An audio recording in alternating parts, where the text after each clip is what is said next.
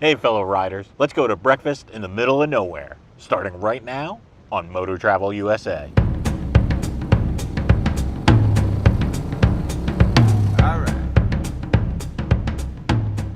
It's actually not blazing hot right now. It's morning here in Florida, and I'm headed out about 2 hours away to a place for breakfast.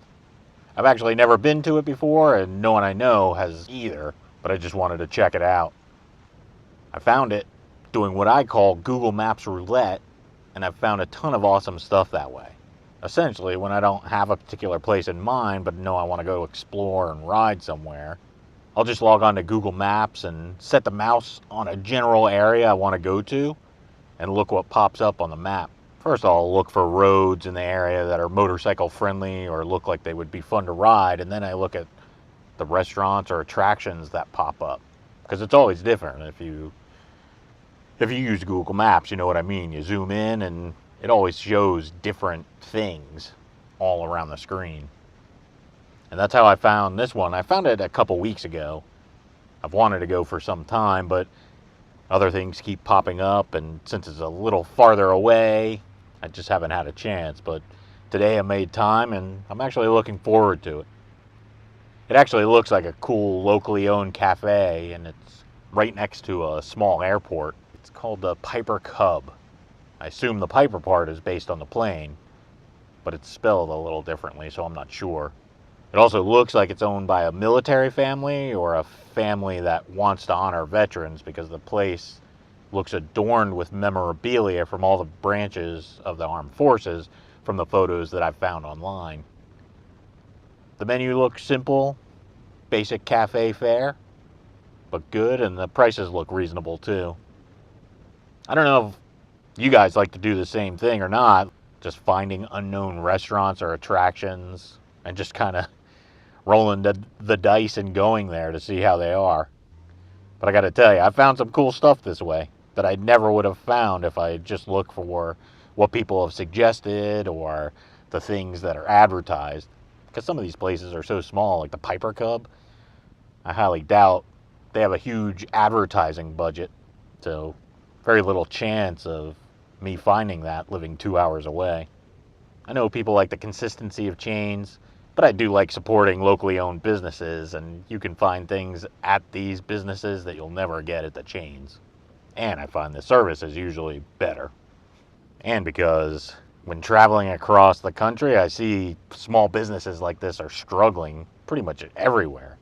There are some places I go that look like they're straight out of the 70s with a bustling downtown, it's clean, and lots of places to see. But I gotta tell you, most of the towns I drive through nowadays, they're empty, and even the strip malls are barren. It sucks seeing that, especially knowing how small businesses are so important to the economy. So I like to spend my money at them and support them whenever possible. It's just a shame driving down these main streets with this amazing architecture from another era and seeing it boarded up and lease signs, no one on the street, no one walking around. It's unfortunate. So yeah, support local businesses if you can. And here it is, the Piper Cub. Looks pretty cool. Let me go eat breakfast and then I'll let you know how it is. Well, that was really good. Coffee had a great taste, and the Western omelet was delicious. It also came with toast and home fries, as you're either seeing now or saw. I usually don't have that much breakfast, so I'm pretty full, but it was worth it and it was good. The place was cool, a nice, simple interior with the memorabilia from armed forces all on the walls. The one waitress was friendly and attentive, and the other patrons and people eating there were pretty cool too. One thing to note, I've never had an omelet like that before. Usually when I get an omelet, everything is cooked together and then folded over. But this was almost like how a crepe is. They cooked the egg kind of thin and then wrapped all the Western omelet fillings inside of it. It was interesting, but good. I would totally recommend the place. Pretty cool. Eclectic. Good food. What else could you ask for? Well, now for the trek home. I'm going to go a little different way just to mix it up a little bit. Scenery coming here was pretty cool. A lot of horse farms and pastures. So yeah, part of the reasons I do this, the Google Roulette, is to find places just like that and to support local businesses. But it's also to find cool stuff, new stuff, things I would never see otherwise. The chains typically have the same thing day in and day out, which makes sense. It's part of their plan and the way they make money. However, going to these locally owned businesses and restaurants, you can find the most unique dishes and food, like omelets cooked like crepes. I actually am lucky that I have a favorite locally owned eatery near me and highly recommend it if you're ever in the Orlando area. It's called Yellow Dog Eats.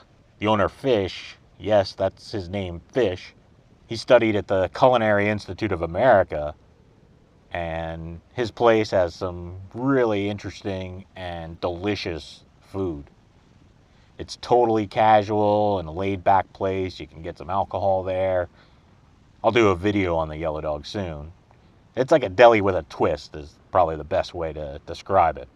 Make sure to check it out if you're in the Orlando area. You can eat inside. There's a back porch area that you can eat at. Totally check it out if you can. Yeah, during the upcoming Blue Ridge trip in September, I hope to find cool little places like that tucked away. I really enjoy finding those type of places. Well, that's about all I have for today. I'm going to enjoy the ride home. I hope you enjoyed this look at the Piper Cub, and definitely check it out if you can, and definitely check out Yellow Dog Eats if you're in the Orlando area. As always, give the video a thumbs up if you liked it, and subscribe to the channel to be one of the first to be notified of new content. Thanks for watching MotoTravelUSA. Now let's go explore.